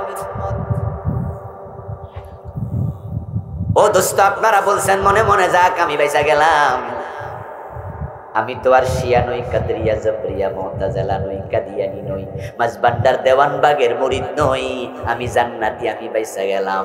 অথচ কালান নবী সাল্লাল্লাহু আলাইহি ওয়াসাল্লাম আল্লাহ শাফাতি ইল্লা সাহিবা বিদআ। প্রিয় নবীজি বলেছেন আমার উম্মত শাফাত পাবে, আমার শাফাত পাবে, তবে যারা বেদাতি উম্মত তারা শাফাত পাবে না। বেদাতের সাথে জড়িত এমন মুসলমান আজকের মাহফিলও আসে না নাই। আপনি বেদাতি, রাসূলের শাফাত থেকে আপনি বঞ্চিত। ও দোস্ত, রাসূলুল্লাহ বলেন, সহিহ বুখারীর একটি হাদিস শোনাচ্ছি, কালান নবী সাল্লাল্লাহু আলাইহি ওয়াসাল্লাম আনা ফারতুকুম ইয়াউমাল কিয়ামাতি আলাল হাউজ। আমি কিয়ামতের দিন তোমাদের সবার আগে হাউজে কাউসারের সামনে চলে যাব। আমার উম্মতেরা আমার কাছে আসবে, তাদেরকে আমি পানি পান করাবো। যে একবার পানি পান করবে লা ইয়াজমাউ আবাদা, কোনোদিন পিপাসিত হবে না। হাউজের পানির মতো পানি পৃথিবীতে নাই। এটা বিশেষ একরকম পানি যেটা আল্লাহ আলাদা বানাইছে। মাউহু আশাদ্দু বিয়াদাম মিনাল লাবান, হাউজের পানি হবে মধুদের চেয়ে সাদা। ও আহলা মিনাল আসাল, হাউজের পানি হবে মধুর চেয়ে মিষ্টি। ওয়াতিয়াবু মিনাল মিস, সুগন্ধ হবে আতরের চেয়ে, মিশক আম্বরের চেয়ে বেশি। এক গ্লাস পান করলে কোনোদিন পিপাসা আসবে না। জান্নাতে যাওয়ার পরেও পিপাসা আসবে না। হাউজের পানি পিপাসাকে চিরতরে বিদায় করে দেবে। ওই পানি আমি আমার উম্মতকে পান করানোর জন্য হাসরের ময়দানে হাউজের পাশে সবার আগে চলে যাব। ফেরেশতারা হেল্প করবে, আমার কোটি কোটি উম্মত পানি পান করবে। কি জানুহু কানুজুমিস সামাব, সেখানে গিয়ে লাইন ধরে দাঁড়ায়া থাকতে হবে না, ভিড় জমাতে হবে না। আকাশে তারকা আছে যত, হাউজে কাউসারের পেয়ালার সংখ্যা হবে তত। যাবে আর পানি খাবে, যাবে আর পানি খাবে। এই অবস্থা আমার কাছে লা ইয়ারিদান্না আলাইয়া আকওয়ামুন ইয়ারিফুনানি ওয়া আনা আরিফুহুম হাত্তা হুয়াইতুলিউনা বিলাহুমুল মা ফায়ুহালু বাইনি ওয়া বাইনাহুম ফাকুলু ইন্নাহুম মিন্নি ফায়ুকাল ইন্নাকা লা তাদরি মা হাদাসু বা'দাক ফাকুলু সুকান সুকান লিমান গায়্যারা বা'দি। রাওয়াহুল বুখারী। প্রিয় নবীজি বলছেন আমার উম্মত পানি পান করতে থাকবে। ইত্য বছর একদল লোক আমার কাছে আসবে, এসে বলবে হুজুর আমরাও আপনার উম্মত, আমাদেরকেও পানি দেন। আমি তাদেরকে উম্মত মনে করে পানি দিতে যাব, কিন্তু তাদের হাতে আমি গ্লাস দেওয়ার আগে তাদের মাঝে আর আমার মাঝে একটা পর্দা পড়ে যাবে। আমি তাদের হাতে হাউজের গ্লাস আর দিতে পারবো না। আপনাদের কাছে একটু জানতে চাই প্রিয় ভাইয়েরা, যারা বোঝেন জবাব দেন। সেদিন ওই পর্দাটা নিজে নিজে পড়ছে না কেউ ফালাইছে? ইয়েস, কারণ সেদিন সব কিছু কার নিয়ন্ত্রণে থাকবে? ওয়াল আমরু ইয়াউমাইদিন লিল্লাহ। সব কিছু আল্লাহর কন্ট্রোলে, সব আল্লাহ। আপনি ইচ্ছা করলে কিছু করতে পারবেন না। আমাদের বাংলাদেশ সরকার, গত সরকার একটা কাম করছে, ভালো কাম কিছু করছে। তো এক ভালো কাজগুলোর মাঝে একটা ভালো কাজ ছিল, আমাদের জন্য ঢাকা শহরে মেট্রো রেল বানাইছে। আচ্ছা, এই সরকারের বানানো মেট্রো রেলে চড়ছেন এমন কেউ কি আজকের মাহফিলে আছেন? একটু হাত তোলেন তো দেখি। আচ্ছা, কিছু লোক আছে, বাকিরা বুঝবেন। মেট্রো রেলে কি টিকিট ছাড়া উঠা যায়? যারা চড়ছেন তারা বলবেন উঠা যায় না। চাইলে করতে পারবেন? পারবেন। আলহামদুলিল্লাহ, আমি পৃথিবীর অনেকগুলো দেশে গিয়েছি, আল্লাহ যাওয়ার সুযোগ দিয়েছে। মালয়েশিয়াতে আজ থেকে আরো 12-13 বছর আগে মেট্রো রেলে উঠছিলাম, ফার্স্ট জীবনে। তো ওঠার সময় আমি যে সিস্টেম দেখলাম, তখন আমার আফসোস লাগছিল যে বাংলাদেশে রেলওয়ে কোম্পানি, সরকারের যে রেলওয়ে মন্ত্রণালয় আছে, প্রতি বছর যখন রাষ্ট্রে হিসাব নিকাশ হয়, বছরে বাজেট হয়, তখন প্রায় বছরই দেখা যায় রেলওয়েতে এত সব কোটি টাকা লস। অথচ রেলে যাত্রীর সংখ্যা এত বেশি যে বাসে তো সিট কাবারে শেষ, রেলে কিন্তু সাধু উঠে বই। তো যেই রেলে এত যাত্রী, লস হবে কেন? আমি তখন আফসোস করছি, মালয়েশিয়াতে যে সিস্টেমটা, এটা বাংলাদেশে কেন চালু করা হয় না? বাংলাদেশের নেতারা কি মালয়েশিয়া আসে না? আসে কিনা? ঘুরতে যায় কিনা? আমি আফসোস করলাম কেন করে না? এইভাবে নিয়ন্ত্রণ করলে। মালয়েশিয়া গিয়ে দেখলাম যে ঠিক বাংলাদেশের যে সিস্টেমটা, এটা আরো 12-13 বছর আগের কথা বলছি, যে আপনি যদি কার্ড না বানান তাহলে আপনি রেলওয়ে স্টেশনে ঢুকতে পারবেন, ওখানে নগদ টাকার কোনো লেনদেনই নাই। আপনি কার্ড বানাবেন টাকা দিয়া মেশিন থেকে, তারপরে ওই কার্ড পাঞ্চ করবেন, তখন আপনাকে এইভাবে মেশিন আছে সরে যাবে, আপনি ঢুকতে পারবেন। পাঞ্চ করবেন না, আপনি ঢুকতেই পারবেন। বাংলাদেশে ট্রেনে লস হওয়ার সবচেয়ে বড় কারণ টিকিট ছাড়া যাত্রী। এবং কলেজে যারা পড়ে, ইউনিভার্সিটি পড়ে, তারা ছাত্ররা রেলে টিকিট কাটবে না, আমি কলেজে পড়ি, বরং কলেজে পড়ি এ কথা কইয়া যে টিকিট কাটতাম না, এটা বাহাদুর। তাই যাদের বাড়ি গফরগাঁও, একসময় শুনতাম ওরা নাকি টিটি যদি জিজ্ঞাসা করতো যে টিকিট দেন, ওটা আমার বাড়ি গফরগাঁও, এর মানে হলো বুঝাইতো টিটি রে বেশি কথা কইলে হিয়ানে মায়েরাও। তো টিটি গফরগাঁও শুনলে কইতো আচ্ছা সরেন, এইটাই টিকিট। আচ্ছা, যদি এই হয় দেশের অবস্থা, রেলে লস হওয়ার সম্ভাবনা আছে না নাই?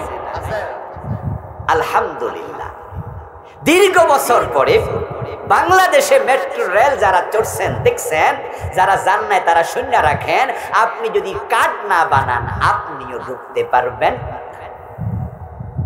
তারপরে কি কার্ড বানাইলেন যে আপনি এয়ারপোর্টে উঠবেন, আপনার উত্তরা উঠবেন, ওঠার পরে আপনি মিরপুর 10-এ নামবেন, কিন্তু উঠার পরে দেখলেন টিটি মিটি নাই, জায়গা ফার্ম গেট, চান্স কাজে লাগে।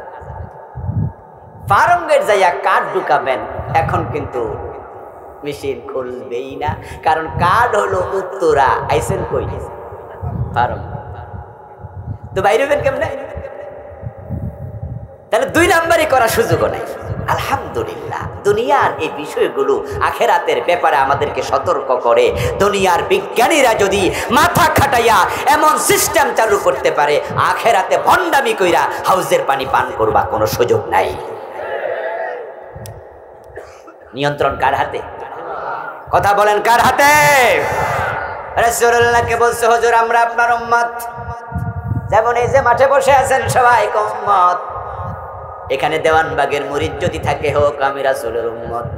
যে পীরের পায়ে সেজদা দিছে 18শির মুরিদ, খাটের মাঝে সেজদা মারে, খাটে সেজদা, মাজারে সেজদা। আমার 2 চোখ সাক্ষী, আমি 18শিতে এই গতবার গেছিলাম, ঘুরতে গেছিলাম, যাই দেখি 2 জন সেজদা পড়ে আছে হুজুরের দরবারে। সাথে আমার ছাত্র ছিল 18শি মাদ্রাসার 3-4 জন। বললাম এই কি রে, কি হইতেছে? ওরা কয় হুজুর লেখা আছে সেজদা দেয়া নিষেধ। এরা শোনে না, করতাম। তখন আমার সামনে যে গেঞ্জির কলারে ধরছে, তৈরা সেজদাতে তুলছে, এই মিয়া এখানে না সেজদা দেয়া নিষেধ। আমি তখন বললাম, শোনো, আমি তোমাদের গেট দিয়ে যখন ঢুকছি আমার জুতা নিয়ে কিন্তু ঢুকতে দেয় নাই। আর রশি যে গেট আছে ওই গেট দিয়ে ঢুকার সময় আমার গেটম্যান কয় এই দাঁড়ান। অথচ আমার সাথে সেখানকার এক মুহাদ্দিস ছিল, ছাত্র ৩-৪ জন, সবাই রে দাঁড় করাইয়া বলতেছে দাঁড়ান। কি হয়েছে? জুতা খুলে যাবে। তা আমি বললাম আরে ভাই জুতা হাতে লয়ে যাই। হাতে লয়ে রেখে যান। ওদের সাথে কি মারামারি করবো নাকি? ওকে। আমি ফোলাপানরে বললাম দেখো জুতা পায়ে দিয়ে এই এরিয়ায় ঢুকা যায় না, এই জন্য তোমরা দারোয়ান রেখা দিছ। জুতা পায়ে দিয়ে হাঁটলে তো আর গুনাহ হইতো না। আমি তো পীরের কবরের উপর হাঁটি নাই, রাস্তায় আনা হাঁটছি। রাস্তায় হাঁটতে দেও না, দারোয়ান আছে। তাহলে যারা মাজারে সেজদা দেয় ঈমান চলে যায়, ওখানেও দারোয়ান রাখা দরকার আছে না নাই? ওখানে দারোয়ান নাই যে সেজদা দিলে মাথায় বাড়ি মারবে, ফাঁসায় বাড়ি মারবে। গেটের মেঝে লিখে দিতা যে এরিয়ায় জুতা নিয়ে প্রবেশ নিষেধ। অতটুকু লেখা বাড়ি চলে যাইতা, দেখতা আমি ঠিকই জুতা ঠেঙ্গে দিয়ে ঢুকতাম। তোমাদের লেখা আমি মানতাম, কিন্তু বেড়া তো লাড়ি লই খারাইছে, ডরে মানছি আমিও। তো তোমরা লিখে দিছো কবরে সেজদা দেয়া যাবে না, তারপর বাড়ি গিয়ে ঘুমাচ্ছ। তো পাবলিক তো সেজদা মারবই, লাঠি লইয়া খারাইলে হে রব হয়ে সেজদা দিত। পীরের পায়ে সেজদা দিলেন, আর আপনি ভাবতেছেন কিয়ামতের দিন রাসূলের সামনে যায় বলবেন ইয়া রাসূলুল্লাহ আমি আপনার উম্মত, আমারে পানি দেন। আল্লাহর নবী একজন মানুষ, রাসূল কি গায়েব জানে নাকি? গায়েব জানে শুধু কে? এই জন্য রাসূল বলছেন তারা আমারে পরিচয় দেবে, আমি ভাববো আমার উম্মত। তাই আমি পানি দেওয়ার জন্য হাত্তা হুয়াইতুল উনা বিলাহুমুল মা, আমি পানি পান করানোর জন্য আগায়া যাব গ্লাস নিয়া, কিন্তু সব নিয়ন্ত্রণে কার?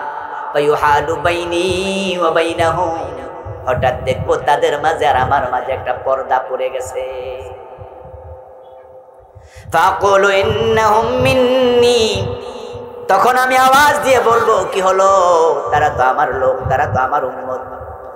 ফায়ুকাল, ফেরেশতারা এসে বলবে ইন্নাকা লা তাদরি মা হাদাসু বাদাকা, ও প্রিয় নবী আপনি জানেন না এগুলো 2 নাম্বার উম্মত, বেজাল উম্মত, এগুলো বেদাতি বেদাতি। আপনার ইন্তেকালের পরে আপনার ইসলামকে তারা বিকৃত করে ছেড়েছে। ইন্নাকা লা তাদরি মা হাদাসু বাদাকা, আপনার তিরোধানের পরে তারা যে কি বেদাত বানাইছে, কি বিকৃতি করছে আপনি বুঝতে পারবেন, জানেন না। ফাকুলু সুকান সুকান লিমান গায়্যারা বাদি, এই কথা শুনে আমি নবী মুহাম্মদ তখন জবাবে বলবো যারা আমার দিন বিকৃত করেছিস তারা দূর হ, দূর হ, তোদেরকে হাউজের পানি পান করানো হবে না। আল্লাহর নবীর ইসলাম বিকৃত কারা করলো? হিন্দুরা নয়, খ্রিস্টানেরা নয়, তারা তো ইসলাম মানেই না, কেমনি বিকৃতি করবে? বিকৃত করেছে কিছু মুসলমান। রাসূলের ইসলাম তারা সুবিধা হইলে বাড়াইছে, অসুবিধা হইলে কমাইছে। রাসূলুল্লাহ যে ইসলাম রেখে গেছেন, চোর ধরে হাত কাটার আইন সেই ইসলামে ছিল। চোর ধরে হাত কাটতে হবে, কোরআনে এই আইনটা আছে, এখনো আছে না নাই? কিন্তু বাংলাদেশে 92% মুসলমানের কাছে এই আইনটা আছে। তো বারটা কেডা দিবে? 71-এ দেশ স্বাধীন হলো, 72-তে সংবিধান লেখা হলো। ডক্টর কামাল মিয়াকে সংবিধান লেখার কমিটির চিফ বানানো হলো। ডক্টর কামাল কি হিন্দুর ছেলে? কথা বলেন না। উনি কি বৌদ্ধর ছেলে? তো মুসলমানের তো কমিটির প্রধান। আল্লাহর কোরআনে আছে চোর ধরে হাত কাটো। এই যখন সংবিধানটা লেখে, সংবিধানের ফৌজদারি বিধানগুলো যখন এই দেশের লোকেরা লেখে, মুসলমানের সন্তানরা লেখে, তখন তারা চোর ধরে হাত কাটার আইনটা ঢুকানোর সুযোগ ছিল কিনা? ঢুকাইছে? ব্রিটিশ আইন ঢুকাইছে, চোর ধরে জেলে দাও। রাসূলুল্লাহ সাল্লাল্লাহু আলাইহি ওয়াসাল্লামের ইসলামের মাঝে ছিল জিনা করলে 100 বেত লাগাতে হবে যদি অবিবাহিত হয়, আর বিবাহিত জিনা করলে পাথর মেরে শেষ করে দিতে হবে। কিন্তু বাংলাদেশে 52-53 বছর বয়স গেল, জিনাকারী পাথর মারছেন কয়জন? 100 বেত লাগাইছেন কয়জন? তো রাসূলের ইসলামে যেটা ছিল আপনাদের দেশে, আপনাদের ধর্মে, সেটা এখন আপনারা মাইরা ফেলছেন। কি বলবেন হুজুর, সংবিধান কি আর আমরা লিখছি? এজন্য যারা লিখছে হেরা দায়ী। কিন্তু আমার প্রশ্ন হলো, এই সংবিধান পরিবর্তনের জন্য আপনার ভূমিকা কি? আপনি কি ভূমিকা রেখেছেন? আপনার বাড়িতে চোর ঢুকে যদি চুরি করে, আপনি কি বলবেন যে চোর ঢুকে চুরি করে এর গুণ হইব আমার কি? কি বলবেন এটা? এই ভাইয়েরা কথা বলেন না, বলবেন এটা? আপনার মাইয়াকে যদি কেউ গায়ে হাত দেয়, ইজ্জত লুটেনে জেনা করে, দর্শন করে, আপনি কি বলবেন এই কথা? গুনাহ হলে বেটার আমার কি বলবেন? চুপ করে থাকবেন? আপনার মেয়ের ইজ্জত রক্ষার জন্য জান দিয়ে দেবেন। আপনার বাড়িতে চোর আসছে, মাল হেফাজতের জন্য যুদ্ধ শুরু করে দেবেন। আর 53 বছর কোরআনের আইন নাই, এজন্য কোনো উদ্যোগ নাই, নাকে তেল দিয়ে ঘুমাচ্ছেন, রাসূলের হাউজের পানি পাবেন। এত সোজা? কি উদ্যোগ নিয়েছেন আপনি? এজন্য আলহামদুলিল্লাহ, আলহামদুলিল্লাহ। আপনাদের কাপাসিয়া 12-13 বছর কথা বলতে দেয়নি, কিন্তু বাংলাদেশের অন্য জায়গায় তো বলেছি। ওই জালেম স্বৈরাচার সরকারের আমলে বলেছি, সেখানে কথা বলেছি, আল্লাহর আইনের পক্ষে সুর উঁচু করে বলেছি, শির উঁচু করে সুর বাড়াইয়া দিয়া বলেছি। এর কারণ একটাই, এদেশে আল্লাহর আইন কায়েম হোক আর না হোক, কিন্তু আল্লাহর কাছে গিয়ে বলবো, আল্লাহ তুমি ছাড়া কারো আইনের পক্ষে ছিলাম না। আখেরাতে নাজাত পেতে চাইলে, রাসূলুল্লাহর সাথে জান্নাতে যেতে চাইলে, আপনাকে আল্লাহর হাবিবের সুন্নাহর সাথে সম্পর্ক বাড়াতেই হবে। দিন একবার দাড়ি কামান, রাসূলের হাতের সুপারিশ, হাউজের পানি খাবেন আর শাফাত নেবেন। টাকনুর নিচে কাপড় পরে বসে আছেন, টাকনুর নিচে কাপড় পরা হারাম, আর আপনি সেটাই করে চলছেন 24 ঘন্টা। এমনও তো হতে পারে যেদিন আপনি মরবেন, তখন মরার সময় আপনার টাকনুর নিচে প্যান্ট। আজরাইলকে আগে খবর কয়ে যাব নাকি? কয়ে যাব নাকি আগামী শনিবার আইতাছি, রেডি থেকো। আর ওই দিন অজু টজু কইরা একবারে টাকনুর উপরে তুলে বসে থাকবেন। মসজিদে ঢোকেন, তখন নামাজ পড়ার সময় টাকনুর প্যান্টটা বইটা, তারপরে আল্লাহু আকবার, বাইরে হওয়ার সময় ফ্যান আবাসের।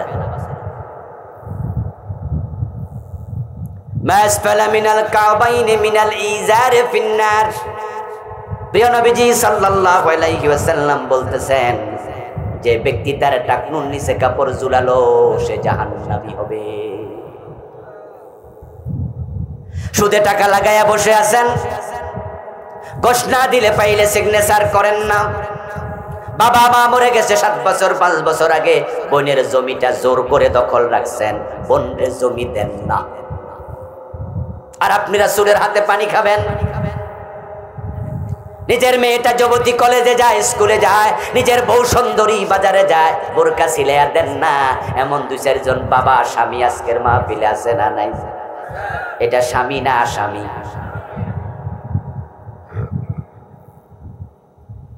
ও দোস্ত, তোমার মেয়ে বেপর্দা, তোমার বউ বেপর্দা, তোমার বোন বেপর্দা।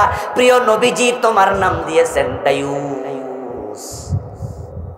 মহিলা কিন্তু দায়ুস নয়, দায়ুস হয় পুরুষ। দায়ুস হলো পুরুষবাচক শব্দ।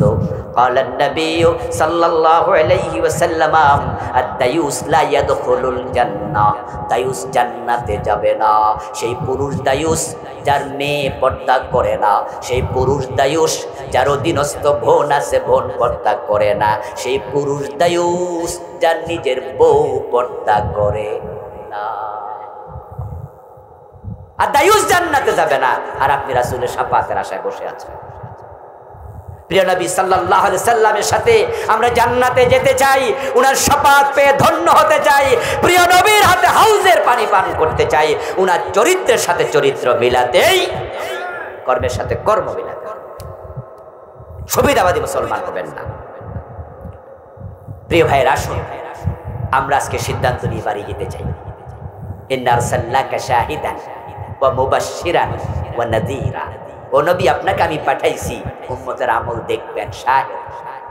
তাদেরকে জান্নাতের সুসংবাদ দেবেন, তাদেরকে জাহান্নামের ভয় দেখাবেন, ওয়া দাইয়ান ইলাল্লাহি, তাদেরকে আল্লাহর পথে ডাকবেন।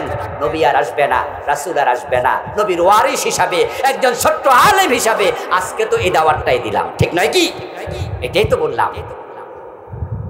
আসুন আমরা এটাকে বরণ করি, গ্রহণ করি, প্রিয় নবীর সুন্নাহকে জীবনে লালন করি। শুধু দাড়ি টুপি পাজামা পাগড়ি এখানে সুন্নাহ সীমাবদ্ধ নয়। মসজিদে গিয়ে ডান পা দিয়ে ঢোকা যেমন সুন্নাহ, সংসদ ভবনে কোরআনের আইন নিয়ে ঢোকাও সুন্নাহ। মসজিদে ইমামতি করা যেমন সুন্নাহ, মদিনা রাষ্ট্রের 10 বছর প্রেসিডেন্ট হয়ে নবী মুহাম্মদের মতো দেশ পরিচালনা করাটাও সুন্নাহ। কিন্তু আমরা তো আজকে ইসলামকে বিভক্ত করেছি। ব্রিটিশরা 190 বছর যখন এ দেশ শাসন করেছে, আমাদের মগজে পেঁচ লাগাই দিয়েছে। তারা বুঝিয়েছে ধর্ম এবং রাজনীতি আলাদা জিনিস। এই জন্য আমাদের দেশে পীর বুজুর্গ হুজুর গাজী হাজি অনেকে আছে, কয় না রাজনীতি আমি করি না, পরিচয় কোনো দলই করে না। আচ্ছা, রাসূল মুহাম্মদ মদিনার প্রেসিডেন্ট ছিলেন, এটা কি রাজনীতি না? আবু বকর, ওমর, ওসমান, আলী রাদিয়াল্লাহু তাআলা আনহুম 30 বছর রাষ্ট্র চালাইছে, রাজনীতি না? আচ্ছা, দুনিয়াতে ওমরের মতো সেরা রাজনীতিবিদ আছে নাকি?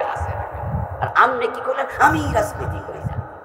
তোমার সাথে রাসূলের চরিত্রের মিল নাই, ওমরের মিল নাই, তুমি ভিন্ন পথের যাত্রী, উল্টা পথে চলছো। ধর্ম এবং রাজনীতিকে তারা আলাদা করে দিয়েছে। আলাদা করার কারণে রেজাল্ট কি হলো? ইসলাম ওয়ালাদের হাতে দেশের ক্ষমতা আর নাই, আসেই না। সমাজের নেতা নামাজে কাজে লাগে না, নামাজের নেতা সমাজে কাজে লাগে না। নামাজের নেতা তিনি ইমাম, এরকম মেম্বার বানায় না, চেয়ারম্যান বানায় না, এমপি বানায় না। বরং আপনার এলাকার বড় মসজিদের ইমাম সাহেব যদি বলে আগামী বছর আমি চেয়ারম্যান নির্বাচন করবো, আমারে ভোট দেবেন, দেখবেন জুমায় ঘোষণা করলে পরের দিনে চাকরি নরম। বরং এলাকার অনেক হিতাকাঙ্ক্ষী নামাজি গিয়া হুজুরের বলবো, হুজুর এতদিন তো আপনার সাথে ছিলাম, আপনাকে ভালোই জানতাম, কিন্তু আপনি এটা কি কইলেন আপনি চেয়ারম্যান হইবেন? হুজুর এই তো বাটফা সিটারের কাম, আপনার মতো হুজুরের কাম। ও প্রিয় ভাই, মসজিদের যিনি ইমাম তিনি যদি সমাজের ইমাম হতেন, নেতা হতেন, তাহলে ঘোষ থাকতো না, সুদ থাকতো না, টাকা খাইয়া বিচার উল্টাইয়া দেয়া হতো না।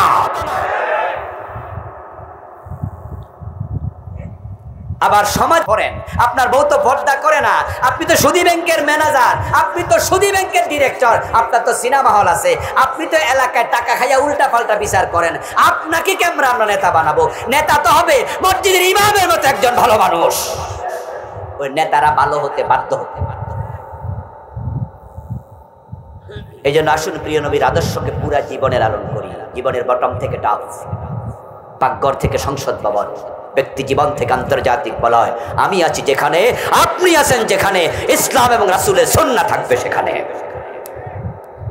এই দীক্ষা গ্রহণ করে আল্লাহ তাআলা আমাদের সকলকে প্রিয় নবী সাল্লাল্লাহু আলাইহি সাল্লামের সুন্নাহর আলোকে জীবন সাজানোর তৌফিক দান করুন, বলি আমিন।